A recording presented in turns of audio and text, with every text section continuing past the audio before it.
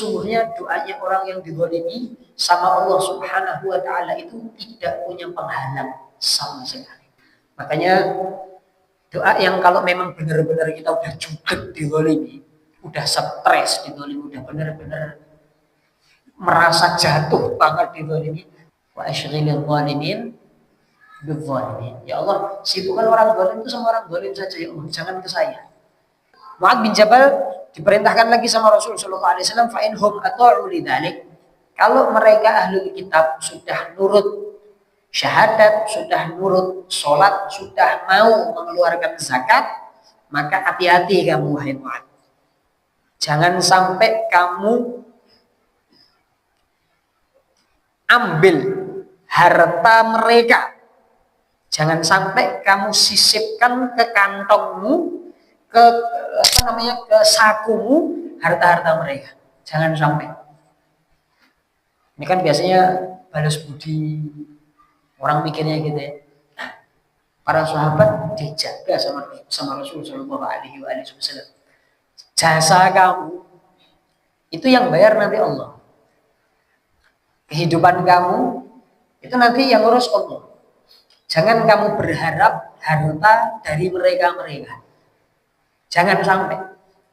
Beda cerita sampai nanti kamu bisa mencuri karena keinginan tersebut. Nah, itu bahaya. Jadi Mu'adz bin Jabal salah satu sahabat Rasul sallallahu alaihi wasallam yang mulia, dijaga sama Rasul sallallahu alaihi wasallam dari berharap sama makhluk. Hati-hati jangan sampai punya keinginan harta mereka.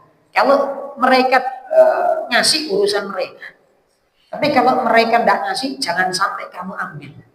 Jangan sampai kamu tilep walaupun 1 rupiah. Walaupun cuma kalau rupiah tidak ada, walaupun 1 dirham. Walaupun 1 dirham, jangan pernah berharap sama mereka. Wattaqi da'watal mazlum. Hati-hati juga sama doanya orang yang dizalimi. Jadi selain mengajarkan agama, Mu'adz bin Jabal juga diminta untuk jadi hakim. Supaya orang-orang yang dizalimi itu bisa menuntut keadilan pada Mu'adz bin Jabal yang akan diambil sama orang-orang yang menzaliminya.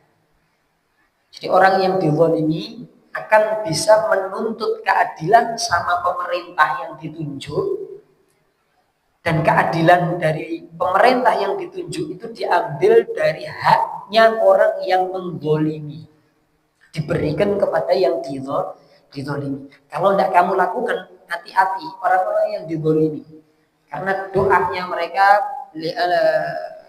fa innahu laisa bainaha wa bainallahi hijab. Karena sesungguhnya doanya orang yang dizalimi sama Allah Subhanahu wa taala itu tidak punya penghalang sama sekali. Jadi kalau kita dizalimi, ya Allah kasih hidayah, itu tidak ada penghalangnya. Langsung dikasih sama Allah hidayah. Tapi hidayahnya jangan berharap hidayah yang sesuai sama keinginan kita. Jadi Allah itu kan memberi tidak harus sesuai sama keinginan kita. Allah itu memberi bukan sesuai keinginan kita, tapi justru Allah memberi itu sesuai kebutuhan kita. Kadang kita itu tidak ngerti kebutuhan kita, yang kita tahu cuma keinginan. Allah ngasihnya bukan cuma keinginan. Allah itu yang dilihat bukan keinginan, tapi kebutuhan kita. Yang dibutuhkan apa? Nah, itu yang diberikan. Itu lebih sering Allah menggunakan cara itu dalam mengistijabahi doa hambanya, yang dilihat kebutuhannya. Allah Maha tahu sama apa yang dibutuhkan sama hambanya. Di setiap kebutuhan hamba-hamba Allah itu beda-beda. Ada yang butuh support, itu mereka sudah bisa berdiri. Ada yang butuh sokongan ekonomi, dia baru bisa berdiri. Ada yang butuh macam-macam. Ada yang butuh pangkat, dia baru bisa berdiri. Allah pun juga seperti itu. Kita mungkin mintanya harta, tapi Allah melihat kalau saya kasih harta, kamu tidak bakal bisa berdiri. Kamu akan selalu jongkok di dalam derajatmu di sisiku, kata Allah Ta'ala. Kurang lebihnya. Jadi kalau kita minta sama Allah, jangan langsung kita klaim Allah itu tidak mengijabahi doa doa kita. Karena cara Allah mengijabahi doa hamba-hambanya itu beda-beda. Nah, yang paling tidak punya ijab diantaranya adalah doanya orang yang dizalimi.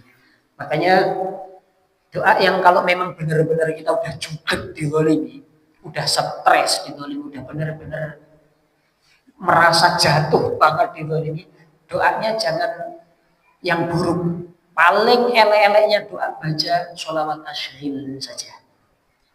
Wa asyril zalimin bidzalimin. Ya Allah, sibukkan orang zalim itu sama orang zalim saja ya Allah, jangan ke saya. Masa orang zalim sibuknya ke saya, ngedzalimi saya terus.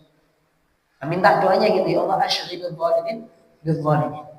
Sibukkanlah orang zalim. Kalau memang ini orang enggak bisa berubah ya Allah.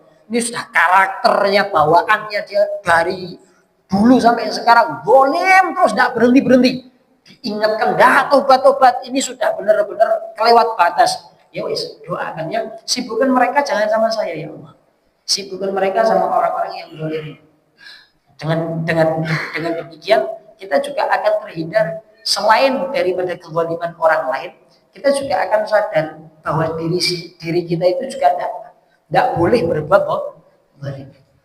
Dengan doa tersebut kita sadar jangan sampai kita masuk ke doa itu juga.